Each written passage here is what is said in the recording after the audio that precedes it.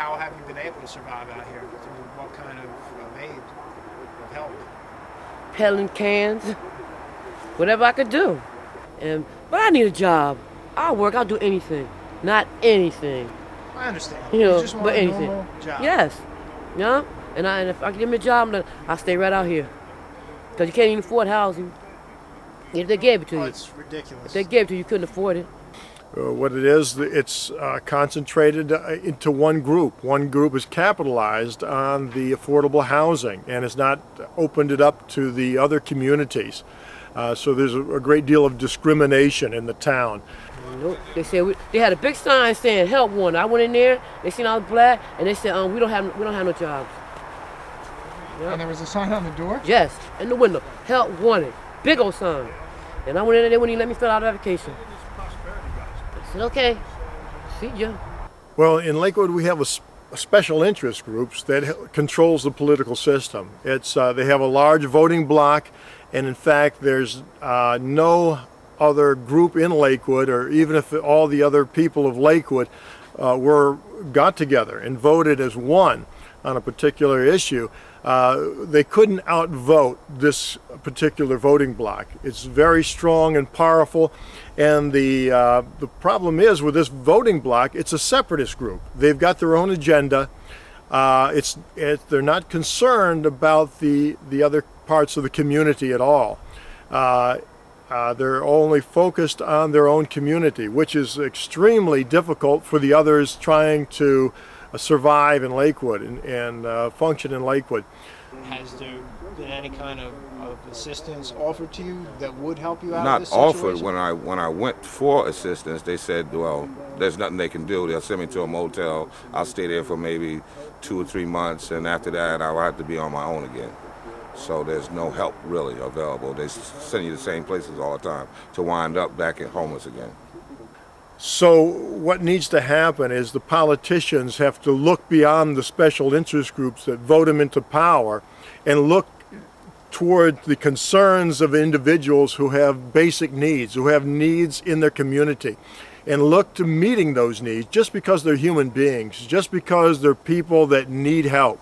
And not look at them as a vote or somebody that has some influence over their political status. But just because they're human beings, they need help. And that's what we're looking for here in the homeless situation in Lakewood.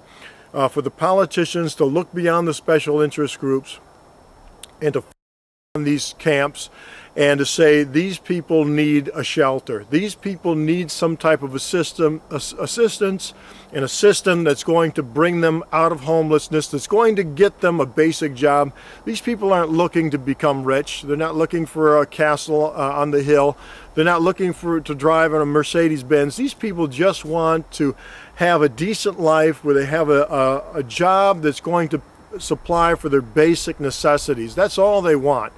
And I don't think that's too much to ask. I think that's what everybody deserves in life, is just the basic needs met, a job to supply for your basic needs.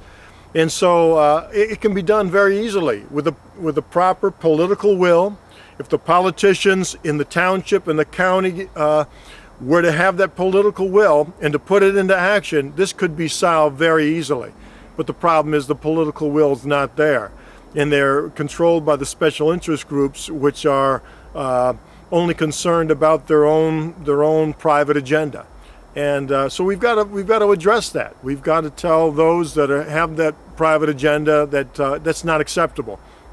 We've got to reach out as a community. We've got to share our resources. We've got to look out for one another so we can build a true community where everybody's treated equally.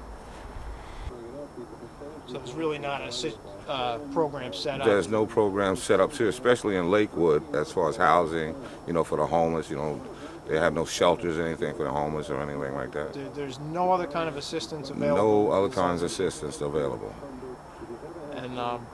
And you've known Minister Steve for some time? Yeah, I've known Mr. Steve occasionally from some time, but I met him closer here when I came here. And that is what really changed my life and my situation. He was able to have people who would donate things to him, and that would in turn help the other people that are in the camp.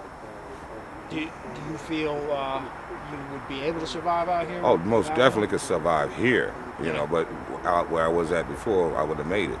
But here, the accommodation is so much greater. We have an outdoor bathroom, we have a kitchen, we have showers, and we have a community where everybody gets along together.